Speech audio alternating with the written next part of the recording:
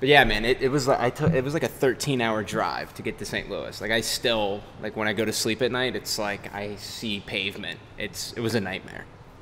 It was seriously insane. Like I couldn't Driving to St. Louis must be awful. Well, dude, it's like 64 west for like 450 miles, and that's all I did. Oh man. I mean, there was obviously other stuff, but you know how it is. Yeah, sure. Yeah, shut up. You starting this bitch. What's up, everybody? Welcome to Gandhi's Thoughts, brought to you by My Nutrition. I am Gandhi, and I am joined by the one and only Haggy, Parasite, who refuses to use a webcam. Chris, how are you, my friend? I'm great. That's fantastic. That's exactly the enthusiasm I like to hear from a former Optic member. Oh man, now you're just throwing the name around for shits and gigs, huh? I had to do it. All right, so everyone, Haggy, everyone wants to know, essentially, catch us up. Don't call me Haggy. I'm gonna call you Haggy all day, just because of that. Now you've been. I'm leaving the interview. Okay, well, moving forward. Okay, so Christopher, catch everyone up from essentially Philly to now, because Curse Las Vegas, you guys got third place, and I mean, obviously you weren't content with that, and you gave Cole, like, you lost 3-1, so everyone's like, okay, Curse Las Vegas is actually here to play. The addition of Killa was amazing, right? And you all looked comfortable, and then you decided to leave, joined Optic for a bit, and then you peaced out. Walk me through that. Okay, so after Philly and placing third, I was actually still really content with the team. There was really nothing stopping me from leaving, or not stopping me, but there was nothing really that made me want to leave, honestly. But when I got home, I noticed that Optic was looking for 2 players because Scumpy left, and I honestly thought they were going to probably go after one of my teammates, so I thought they were going to go after Killa. Okay. And so I was like kind of just like ready to, like, you know, if they tried to pick up Killa, ready to like see what we'd have to do, or if, you know, if I end up taking his spot instead and like saying, oh, I'll join instead, you know, yeah. Like pretty much competing against my teammate, considering I thought they were going to pick him up. And so they picked up Clayster. Actually, no, wait, before that, actually. Killa pretty much told me that he wasn't going to leave, so that whole thing was, you know, out the window, and we were going to stick together. And I didn't have any intentions of joining. I didn't really see the potential in that team with Ricky and Nadeshot, considering we'd still need to find a fourth if I did join at that time. Okay. So I just really was turned off by the whole idea of having to find another player as well as myself to join the team. So, real quick, did they contact you before Clayster? No. Okay, but that was just essentially like your mental process. You're like, well, if I join, it's going to be me, Ricky, and Nadeshot. Yeah, okay. Pretty much. So, after that, Clayster joined the next day. And I always was talking about how I wanted a team with Clayster, and I thought that me and him would make a really good, like, you know, like a duo sort of thing. And yeah, we'd work well together and stuff like that. So I saw the opportunity to join, and honestly, I just went for it. Like, I didn't really think. I kind of just, like, in the spur of the moment, Ricky was talking about, like, who they were picking up and stuff like that. He invited me to a party, and we were just talking. He was like, oh, so if we offered you a spot, would you join? I was like, yeah. That's literally exactly how it went. And then, so I got a Skype call with all them, and we talked about it, and that's pretty much how it happened. Okay. I mean, so yeah. So you join, just so you can get a little bit of a break talking Topher, which is the end of Christopher. Just so I can give you a little bit of a break here. So when you were on Optic, so you guys went through the Skype call, everything like that, you got on to practice. You guys were basically a team for what? Essentially a week? About like a week, yeah, okay. Sure, 4 or 5 days. So then you went into that, and then essentially, you know, you guys weren't having the best of luck with scrims as well. I mean, not saying you guys looked terrible, but you didn't have the best of luck. And then you went into the 5K, and you lost to Spacely. Was that the final nail in the coffin for you? Or were you like, okay, we are just not going to work out. I need to get the hell out of here? Well, pretty much when I first joined, I was like, we're obviously going to need some work. We're all experienced players, and we all have our own ideas on how to win and stuff like that. And going through scrims, especially like in Respawn and stuff like that, I kind of just tried to instill my way of playing into Matt and Ricky and Clay, and It was just a really difficult process. I'm always so used to being the leader of my team, even with Killa and Marcus on my team. Me and Killa kind of recently came to an agreement of how to play. We kind of have the same idea and mentality now, and that's why we probably did so well and were able to come back from a lot of situations where we were down at Philly. So I kept trying to, instill that whole way of playing and mentality into the Optic team, and no matter what I did, they just didn't understand what I was saying. I mean, Okay. people would be there and be like, oh, you don't know how to play, like the viewers and stuff like that. Oh, just listen to them. And I'm like, I know how to play. I placed top 3. I went off. I did my job. We played really well versus a lot of good teams. I'm like, I know how to play. I know how to play a very consistent way. Well, okay, so let me ask you this question Yeah. real quick. Okay, so since the majority of play styles fit different players, essentially, right? Do you think just because you're essentially like really aggressive player and you also have the capability of being sneaky on blitz, do you think it was hard for them to adapt to that and it just didn't match their play style? Or do you think that they just didn't understand the game at the same level that you do? I just think that their play style was different because, like, with Killa and Miracles, like when we play blitz and stuff like that, I'm so used to like playing more as a team and pushing things out together and flooding lanes and cutting things, rather than the way that kind of Matt wanted us to play, where he'd be like, okay, so I'm gonna sit in a corner. Matt is Nate Shot. So okay. Sorry, I'm not on first name basis. Nate Shot told us multiple times. I'm like, okay, I'm gonna let this guy run by, and I'm just gonna go get a cap. And the problem with that I kept seeing was that, if everyone keeps doing that constantly, then you're going to have multiple guys continue to get to our base, and, it's just going to be a shit show at our base, considering you're letting so many people get by. And sure, you might be getting a cap, but think about it this way. If you let, player A sneak by you so you can go get a cap, you're going to go get that cap. But that guy's going to sneak by you, and if he kills one of us in our base, he's got a cap too. So realistically, by you letting a guy sneak by and you trading a cap, you accomplish nothing. It's 1-1. And we kept doing that, and it just kept screwing us in the ass. So you're saying, okay, so the scenario here, you're saying like a guy runs by him mid-map, or a guy runs by him, like let's just take Octane, right? And he's essentially, you guys are attacking gas, and you guys are pushing up, and he's like front broken, like hiding down by a Humvee. Are you saying like that guy who runs in front of him and he sneaks in is a bad play? Or is it like mid-map? It's usually like, it's not really close to our base, so it's not something we could pick up right away. Okay. It's like he'll run by, and then he'll be like gone. He'll be like fucking Houdini. He'll be like, I just let him run by. Warehouse, all right, where the hell did he go? He could go in 10, he could have cut middle, he could have... It's like, it's something that we just didn't pick up on, especially since we were all trying to do that. So...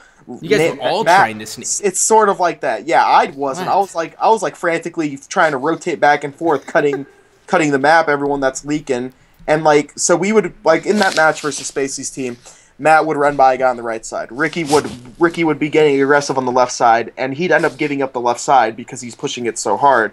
So they'd be getting through like multiple lanes and capping multiple flags, and we're trying to trade with them, and like, you're accomplishing nothing. You're trading caps at that point, and you're not accomplishing any sort of lead. So I just kept like looking at that playstyle. I'm like, this is not going to work. I can't play this way. This is not the way I was trained to play Call of Duty. So I kept trying to help them and tell them my way of playing, I guess, and they didn't get it. They just didn't know how to do it. So I just figured, I'm like, this isn't going to work. And then on top of that, Clayster and Ricky are both ARs. And I just didn't feel comfortable with Clay running a sub. Not that he's a bad submachine gun player. It's just that's not his natural role. It isn't. It's not his natural role at all. And it's just like, it didn't feel like it would work. And honestly, I looked at it and I tried. I tried making it work. I tried helping. I tried giving my input as much as I possibly could. But at the end of the day, they just didn't agree with what I said. So I found out the best thing to do was leave. I wasn't going to be happy. I didn't think it was going to work out in the long run. And I just left. What do you seemed like the best possible option to do. What do you say to the people who essentially go, "Oh, Chris, you sneaky little cat, you sly, you sly panther, you little jackal! How dare you join Optic, gain like 30,000 followers and 20K subs, try to acquire Ricky onto your team"? What do you say to those people? Like, okay. Because like that's like we started. Okay, I started off this talk and I was essentially like, Chris, buddy, you did the smart thing. You came in, gained 30,000 followers, and you peaced out. Congrats, right? I was just being a jackass. And so I really wanted to know, because that's kind of like the buzz. I got to think like the majority of your Twitter mentions are just like pissed off Optic fans who are like, go fuck yourself. Yeah, so basically, to the people that say that, one, I'm not that fucking clever. Two, they're giving you way too much credit. Right, you're giving way too much credit. Two, all right, if I wanted to stay and, you know, gain followers and be a quote-unquote money whore and, you know, gain my personal following, dude, I would have stayed. I would have just sat there, you know, been Matt's bitch, essentially, and just listened to whatever they said and, you know, just... you know, sat there and took a place, you know, sat down, took my place on the team and played the game and really wouldn't have cared and would really have spoke out my opinion if I wanted to do that. But I didn't. I love winning. I love trying to be the best. And if I don't have people that agree with me and I can't get along with, then I'm not going to stay, despite how much, you know, money or followers or stuff that I get. Like, I don't care about that. Sure, I do care about the people that, you know, support me back, but, I mean, at the end of the day, if you're just supporting me because I have a gamer tag in front of, or not a gamer tag, a tag in front of my name, then you're not a real supporter. And that's one thing I kind of learned throughout this experience. Sorry, my phone's going off. That's a great ringtone. I got the same one.